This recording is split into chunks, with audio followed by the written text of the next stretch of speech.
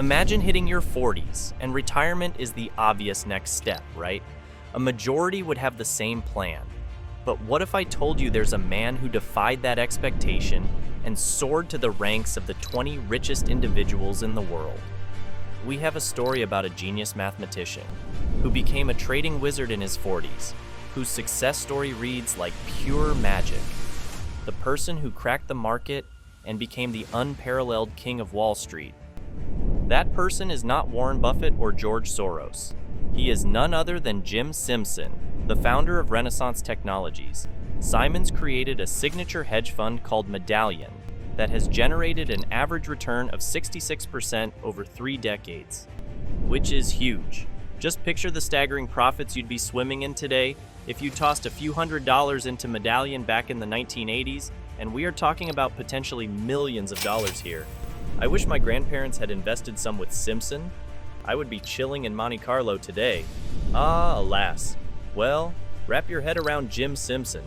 It's not a typical investing and trading journey. It's a whole new level of financial sorcery that's crowned him the real wolf of Wall Street. There are a lot of things to learn from his journey as a billionaire, but when you ask him, he'd say, there is no doubt that the logical and scientific approach has made Simpson the greatest trader of all time, and I know you are curious, what is the secret behind it? Let me introduce you to young Sheldon. Young Simpson, a brilliant mathematician whose relentless pursuit of solutions to challenging problems knows no bounds, even as he journeyed through MIT and Harvard. After completing his graduation from MIT in maths, and that too in 3 years, his love for differential geometry took him to Berkeley, where he had the chance to solve impossible math equations, and then went back to Harvard as a teacher. Sound accomplished? Right, but not for Simon, who understands from a very early start of his career that money is power, and knowledge is a weapon. He started his job at the National Institute for Defense Analysis to break the Russian codes during the Cold War. He got a lot of time there to satisfy his quest of solving difficult maths theorems. But then, due to political reasons, he was let go from his post, signaling a turning point in his journey. At age 30, he was appointed chairman of the maths department at Stony Brook University of Long Island. It was a state-owned university under the governance of Rockefellers. They loved to pour money, which allowed Simpson to shape the maths department as he liked. He hired terrific people from the field of science and maths. It was a time when Simpson and Sharon formulated a math equation known as the Sharon-Simpson theory, which became the foundation for Microsoft and other companies to create special quantum computer designs and tackle challenges of current system modules, including AI. He wanted to earn big, so in his 40s he left his position at the university and started an investment company, Renaissance Technologies, in 1978. He faced heavy criticism from his family and peers, but Simpson believed that everything, even markets, works on algorithms, and just like he cracked code for national defense, he would find hidden patterns in the market too. Here is an interesting fact about his investment company. He never hired anyone from the investment or trading industry. Instead, he hired scientists and mathematicians like him. In one of his interviews, he talked about hiring criteria in his company. He said, 2, 33.42, 33.51.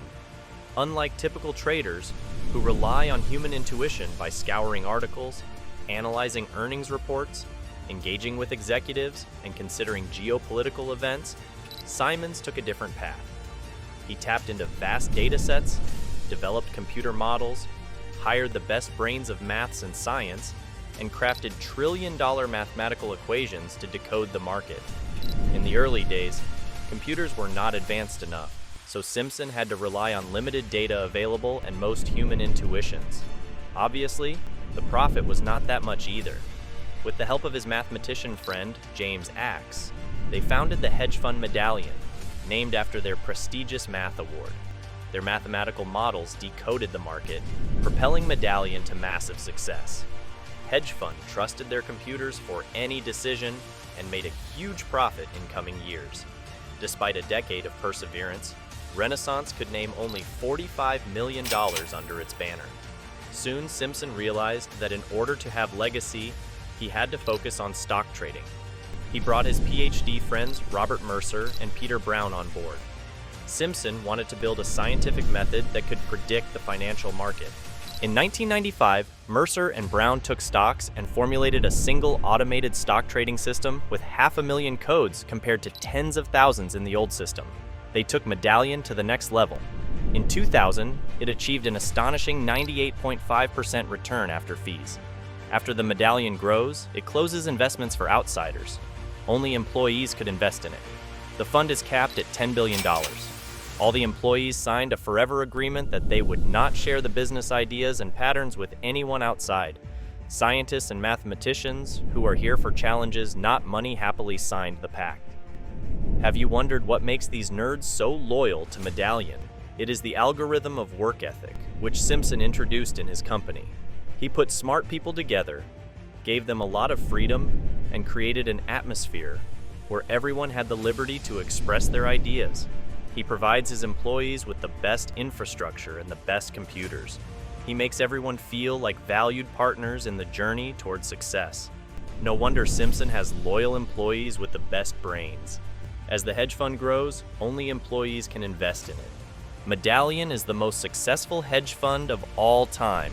Despite achieving everything in investing and knowledge, his logic and science surrender before the unpredictable truth, life. During the early stage of the Renaissance, he lost his special needs child in a car accident.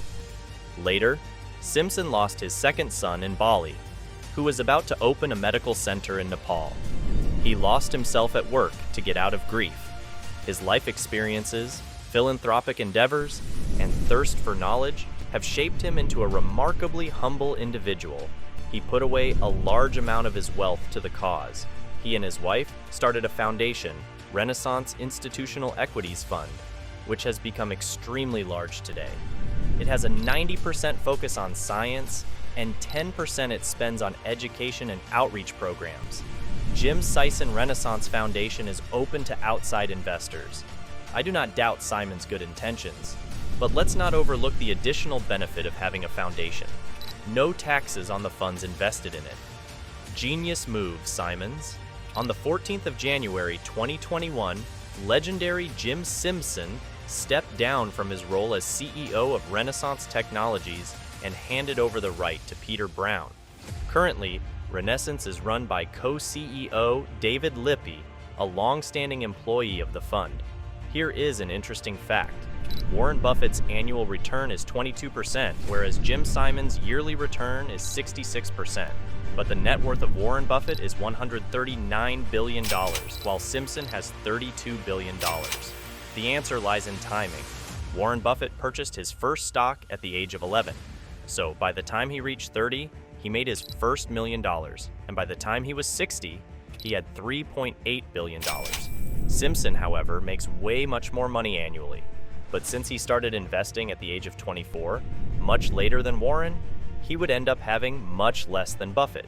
The sooner you invest and save money, the more time you have to grow it. If you want to know about money, business, and how successful people grow their assets, subscribe to our channel and give a thumbs up.